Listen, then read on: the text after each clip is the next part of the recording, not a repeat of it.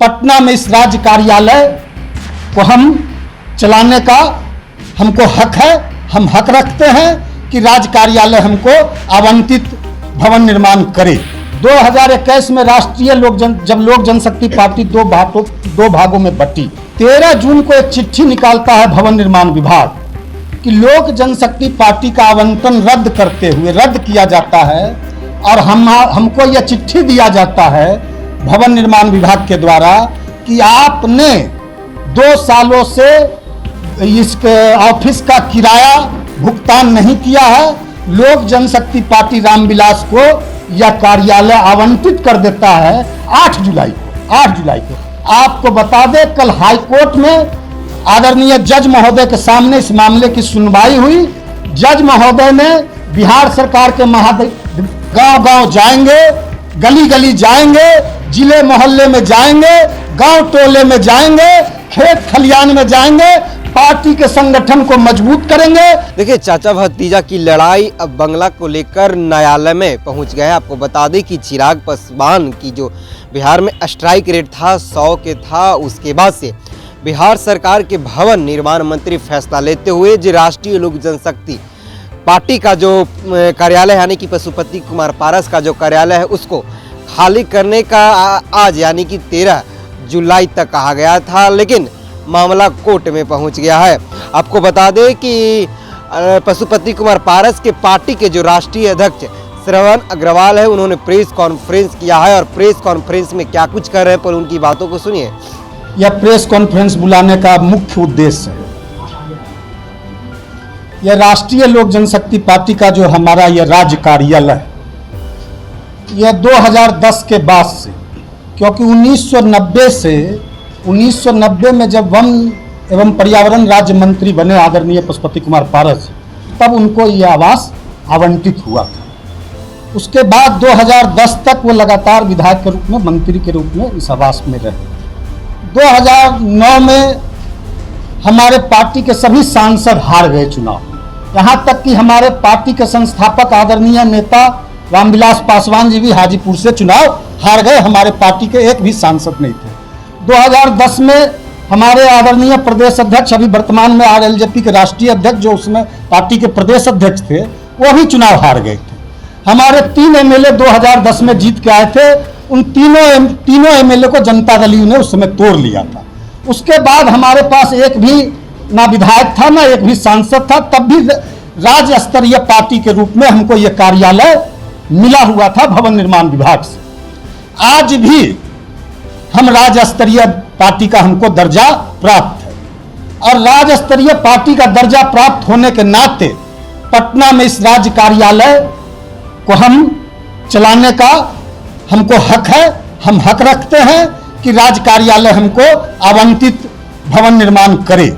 इसके लिए जब 2021 में, आपको बता दें, 2021 में राष्ट्रीय लोक जनशक्ति पार्टी दो भागों में बटी और एक भाग को राष्ट्रीय लोक जनशक्ति पार्टी का नाम दिया। उस समय हमारे साथ पार्टी के सभी 5 सांसद थे। तो निर्वाचन आयोग भारत ने, ECI ने हमको राज्य स्तरीय पार्टी का मान्यता दिया और जो हमारे अपोजिट पार्टी थे उनको भी राज्य स्तरीय पार्टी का मान्यता दिया।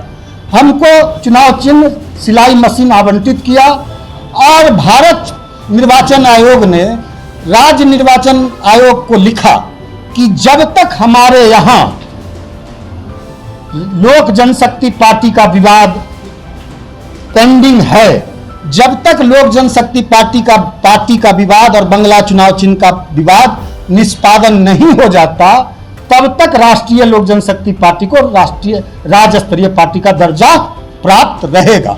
इसलिए हमने इलेक्शन कमीशन से कल भी संपर्क साधा और इलेक्शन कमीशन ने हमको कहा कि आज भी आप राज्य स्तरीय पार्टी हैं। तो विगत 13 जून को एक चिट्ठी निकालता है भवन निर्माण विभाग कि लोक जनशक्ति पार्टी का आवंटन रद्द करते हुए रद्द किया जाता है और हमको यह चिट्ठी दिया जाता है भवन निर्माण विभाग के द्वारा कि आपने 2 सालों से इस ऑफिस का किराया भुगतान नहीं किया है और पार्टी कार्यालय का नवीनीकरण नहीं कराया है, इसलिए लोक जनशक्ति पार्टी का कार्यालय का आवंटन रद्द किया जाता है। लेकिन 2021 में पार्टी टूटने के बाद हम लोग भवन निर्माण विभाग को लगातार पत्र लिखते रहे। वो पत्र की कॉपी भी है, पत्र की रिसीविंग भी है। 2021 में हमने मौखिक रूप से कहा कि जो भुगतान, जो किराया है हमारा बकाया भवन निर्माण विभाग का, वह हमको आप विपत्र के रूप में दें कि हम उसका भुगतान करें। और फिर 2022 में भी हमने कहा, तो भवन निर्माण विभाग ने कहा कि आप इस लिखित में दीजिए। तो 2023 में हमने लिखित में दिया कि इस राज्य कार्यालय का नवीनीकरण करते हुए राष्ट्रीय लोक जनशक्ति पार्टी के रूप में दिया जाए, नवीनीकरण किया जाए और जो बकाया किराया है उसका विपत्र दिया जाए, जिसका हम भुगतान कर सके। इसका भी रिसीविंग है हमारे पास। हमने, लेकिन भवन निर्माण विभाग कान में तेल डाल के सोए रहा और 13 जून को भवन निर्माण विभाग एकाएक जागता है और एक चिट्ठी निकालता है। फिर उसके बाद हमने 13 जून को जो भवन निर्माण विभाग आवंटन रद्द करता है, तो 14 जून को भी हमारे पार्टी कार्यालय के द्वारा भवन निर्माण विभाग को लिखा जाता है कि आपका जो किराया बकाया है उसका विपत्र दें, उसका हम भुगतान करेंगे और इसका नवीकरण राष्ट्रीय लोजपा के रूप में लोक जनशक्ति पार्टी के नवीकरण किया जाए। निर्माण विभाग इस 4 जुलाई को लोक जनशक्ति पार्टी रामविलास को यह कार्यालय आवंटित कर देता है। 8 जुलाई को 4 जुलाई को लोक जनशक्ति पार्टी रामविलास आवेदन करता है कि पटना में एक जगह हमको पार्टी कार्यालय दिया जाए। हम 5 सांसद जीते हैं, हमको पटना में एक पार्टी कार्यालय दिया जाए। उन लोक जनशक्ति पार्टी रामविलास ने यह नहीं कहा अपने आवेदन में कि राष्ट्रीय लोक जनशक्ति पार्टी का जहां कार्यालय चल रहा है वही कार्यालय हमको दिया जाए।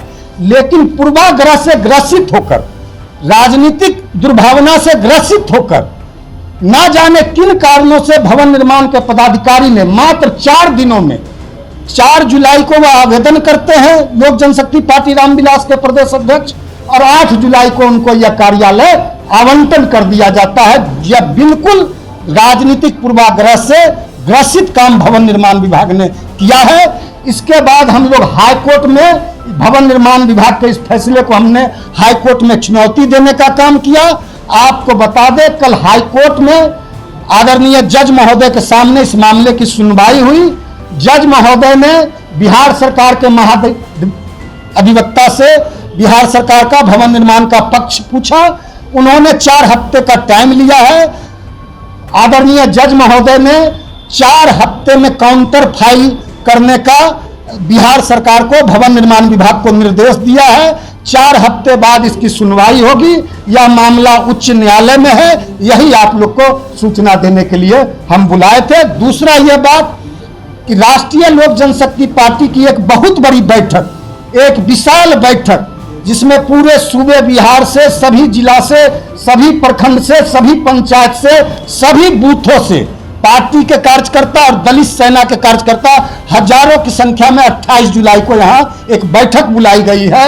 उस बैठक में हम लोग पूरे बिहार में यह निर्णय लिया गया है कि आदरणीय राष्ट्रीय अध्यक्ष पशुपति कुमार पारस जी के नेतृत्व में पूरे पार्टी के लोग पूरे बिहार के गांव-गांव जाएंगे, गली-गली जाएंगे, जिले मोहल्ले में जाएंगे, गांव टोले में जाएंगे, खेत खलियान में जाएंगे, पार्टी के संगठन को मजबूत करेंगे, पार्टी के संगठन को और भी विस्तार देंगे, राष्ट्रीय लोक जनशक्ति पार्टी को एक बड़े ऊंचाई पर ले जाएंगे। और उस दिन से हम लोग बिहार में विधानसभा का जो 2025 में चुनाव होना है उसका शंखनाद करेंगे और 243 सीट पर हम लोग उस दिन से अपनी विधानसभा चुनाव की तैयारी शुरू करेंगे। तो आपने सुना होगा, इन्होंने साफ तौर पे कहा है कि चिराग पासवान की पार्टी यानी कि लोक जनशक्ति पार्टी रामविलास को जो ये सरकारी भवन है आवंटित कर दिया गया है, लेकिन अभी तक और हमारी पार्टी को कोई निर्देश नहीं आया है कि हम खाली कर सके। इन्होंने चिराग पासवान पे बड़ी हमला बोला है। इन्होंने कहा है कि चिराग पासवान बिहार विधानसभा चुनाव में किसी और को चाचा बना सकते हैं। इन्होंने कहा कि पहले पशुपति कुमार पारस चाचा थे, फिर जहानाबाद के पूर्व सांसद अरुण कुमार चाचा हुए, नित्यानंद राय चाचा हुए और अब फिलहाल में अगर बात की जाए तो नीतीश कुमार इनके चाचा बने हुए हैं और आने वाले बिहार विधानसभा चुनाव में लालू यादव इनके चाचा हो सकते हैं। यानी कि जो श्रवण अग्रवाल है ये राष्ट्रीय लोक जनशक्ति पार्टी का, इन्होंने बड़ी दावा किया है। तो चाचा भतीजा की लड़ाई दिन पे दिन बढ़ते जा रही है, न्यायालय में पहुंच गया है। वो तो देखने वाली बात है कि न्यायालय किनके हित में फैसला देती है। बहरहाल इस खबर में इतना ही, धन्यवाद।